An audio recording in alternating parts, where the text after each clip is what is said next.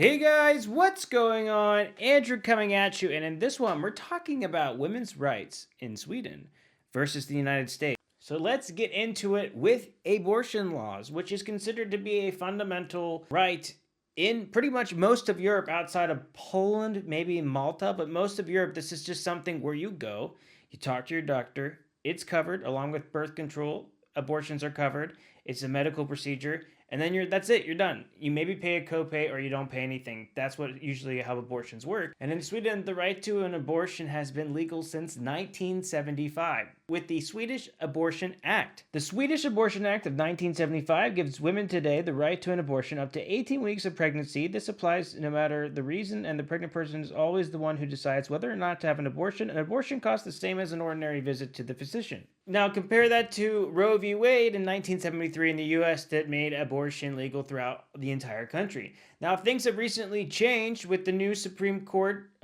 basically Trump's Supreme Court overturning Roe v. Wade. Now there are plenty of states that have what are called trigger laws, which makes pretty much abortion fundamentally not legal. In some states you need to have an abortion, you can't have abortion past like 8 weeks. In Sweden, it is 18 weeks.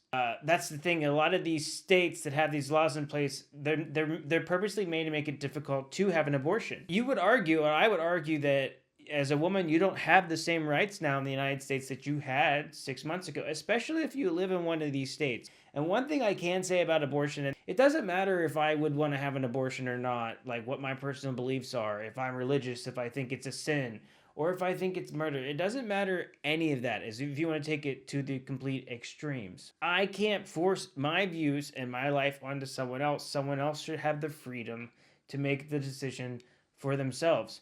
Especially, it should come down to being the woman's choice. This is just something I 100% agree with. And it feels like in America, we're taking a step back. This is my personal opinion. And just talking about women's rights here, on the second topic, you can see here, well, if you're a woman living in Sweden, now you live freer than women in the United States, depending on where you live. So let that sink in. The land of the free. I do believe America has a lot of freedoms, but this fundamental right is being challenged. If you look throughout American history, states' rights versus federal rights and federal law is a constant back and forth over history, and we see that happening now. And one thing we just know is when you ban abortions, you don't really ban abortions, you just ban legal abortions. Women are still going to have abortions and then die. We knew this before Roe v. Wade. This was one of the reasons that it happened, and we decided the woman had the fundamental right to privacy.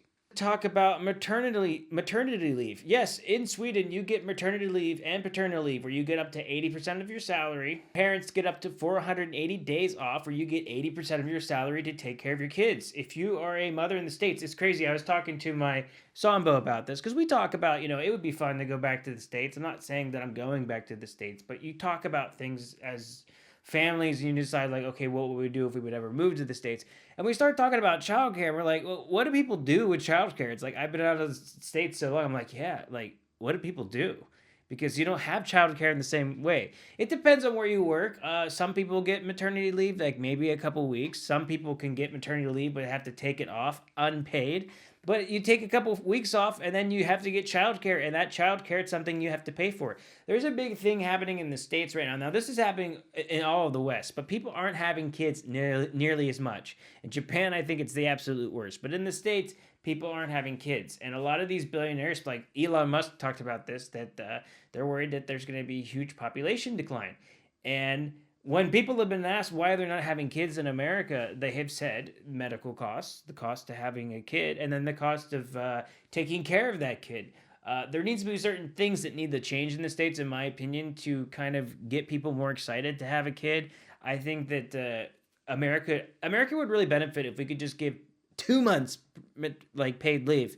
It's not the same as 480 days in Sweden, but that would be such a huge improvement if that was just mandatory. But in the States, yes, it is not mandatory. So here's another situation where if you are Swedish, you would have more freedoms. The only negative being an American here, I can say, living in Sweden when it comes to this, is that I will always have my student loans looking down my back. So even if I have a kid here and I have 18% of my salary, I'm really going to have all my ducks in a row to make sure I'm saving enough money while I'm living here to pay off my college loans in the States. Where I feel like if you're Swedish, that's not something you have to deal with. You don't have the student loans on your back, so you're always good. Going off that one, we have to talk about the next one, which is Viking society, because I think that when you look at these index lists of like where are you the freest as a woman, I've seen sometimes it's Netherlands, sometimes you got Denmark, Sweden, and Finland. They tend to be up at the top. So I look at these, and I think it has a lot to do with how society is structured in the Nordic countries, and it goes all the way back to like Viking times, where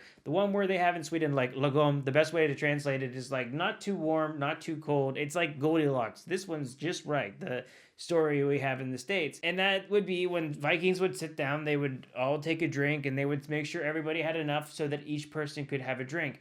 Another thing the Viking culture had was if husband died in battle, as far as I understand, the wife was giving property of their land.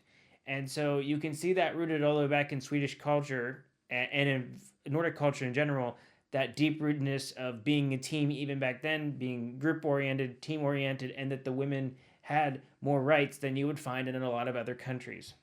So that's something that's deeply rooted in Nordic culture to begin with. Final thing I want to say on this topic is, as I said, I believe that these abortion laws is taking a step back in the United States. I do not like that there's this court system that can just suddenly, well, we're more conservative, so we're going to overturn a lot of progress that's been made. And then what does that mean? Does that mean the next Supreme Court we have, they're going to overturn everything back to do that? And so it kind of makes a joke of the Supreme Court in a lot of ways, in my opinion.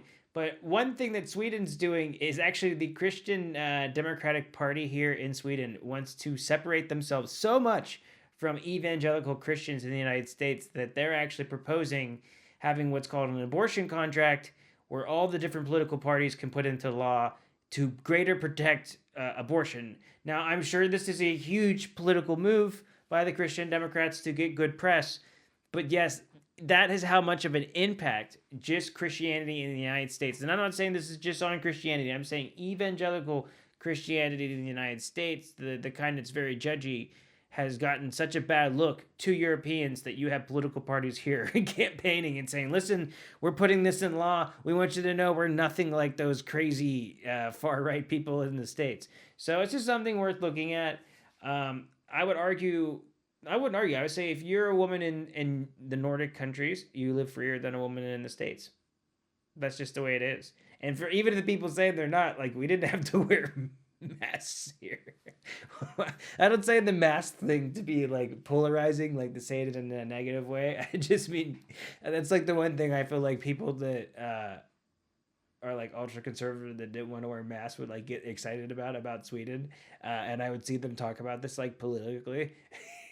And then when you talk about anything else that Sweden has, like they don't want to talk about any of that because they disagree with all of those other parts. But anyways, this is my video. I hope you enjoyed it, and I'll see you guys in the next video. Hej då!